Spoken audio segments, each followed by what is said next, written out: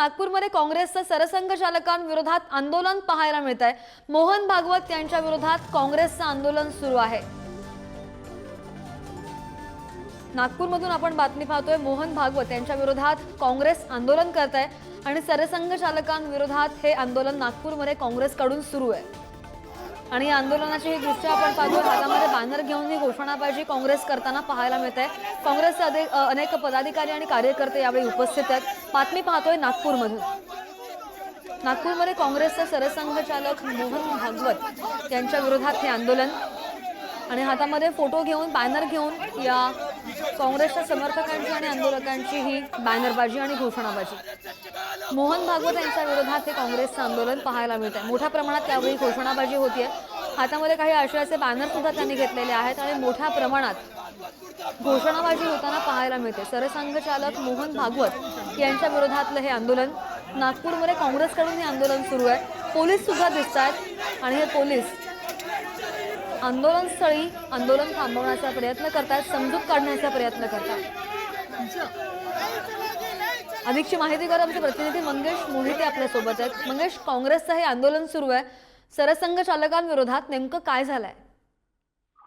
नागपुरात देवळे भवन येथे युवा काँग्रेसची बैठक होती। आज नागपुरात युवा काँग्रेस अध्यक्ष, राष्ट्रीय अध्यक्ष उदय भानुची आणि महाराष्ट्र महासचिव चिकारा आणि प्रदेशचे युवा काँग्रेस अध्यक्ष कुणाल राऊत यांची बैठक झाली। बैठकीनंतर त्यांनी सरसंघचालक मोहन भागवत यांनी इंदोरमध्ये एक खऱ्या अर्थाने भारताला स्वातंत्र्य हे मिळालं असं राम मंदिर बनल्यानंतर मिळालं या वक्तव्याचा म्हटल्याबद्दल काँग्रेसने त्या वक्तव्याचा निषेध करत येथे आंदोलन केलंय। मोठ्या संख्येने इथे काँग्रेसचे युवा काँग्रेसचे कार्यकर्ते या ठिकाणी या पोलिसांना पोलिसांनी ताब्यात घेता काही पोलीस मोठ्या संख्येने कार्यकर्ते आंदोलन करत आहेत, घोषणाबाजी देत आहेत, संघाच्या विरोधात घोषणाबाजी देत आहे, मोहन भागवतच्या विरोधात घोषणाबाजी देत मोठ्या संख्येने आंदोलन सुरू आहे। या ठिकाणी पोलीस त्यांना समजावण्याचा प्रयत्न करत आहे।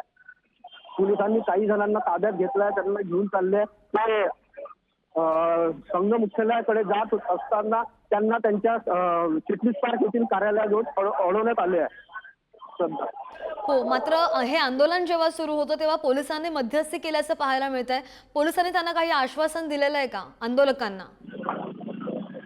सध्या तरी आश्वासन तर नाही, पण पोलिसांनी त्यांना सांगितलं का त्या ठिकाणी जायचं नाही, तर माल एरिया आहे, इथून तो अर्धा किलोमीटर दूर पडतो, त्यामुळे वाहतूक पोलीस या ठिकाणी वाहतुकीची कोंडी होऊ शकते, त्यामुळे तुम्ही आंदोलन निषेध करा। त्यामुळे त्यांनी चिटणीस पार्क येथील देवळीय भवन जो आंदोलन केलं, त्या आंदोलन जोरदार घोषणाबाजी देत काही कार्यकर्त्यांना त्या पोलिसांनी ताब्यात घेतलाय। हो, पण मागणी काय आहे या आंदोलकांची? कार्यालयाकडे जाताना ताब्यात काही जणांना घेतल्याचं पाहायला मिळतं, या आंदोलकांची नेमकी मागणी काय आहे? मोहन भागवत यांनी इंदोर येथे वक्तव्य केलं होतं की राम मंदिर तयार झाल्यामुळे खरं स्वातंत्र्य आपल्याला मिळालं असं वक्तव्य मोहन भागवत यांनी केलं होतं। त्याचा विरोध म्हणून युवा काँग्रेसच्या कार्यकर्त्यांनी आंदोलन केलं आहे। हो, आणि हे आंदोलन ज्या ठिकाणी सुरू होतं त्या ठिकाणी आता वातावरण कसं आहे? परिस्थिती नियंत्रणामध्ये आली आहे का? सध्या परिस्थिती नियंत्रणात आली आहे। पोलिसांनी काही जणांना ताब्यात घेतलाय, काही काही कार्यकर्ते इथे आहे, पण शांततेत वातावरण आहे। पोलिसांनी समजवण्याचा प्रयत्न केला आहे। सध्या पोलीस घटनास्थळी आहे आणि कार्यकर्ते काही जणांना घेऊन गेले, काही कार्यकर्त्यांना डिटेन आले।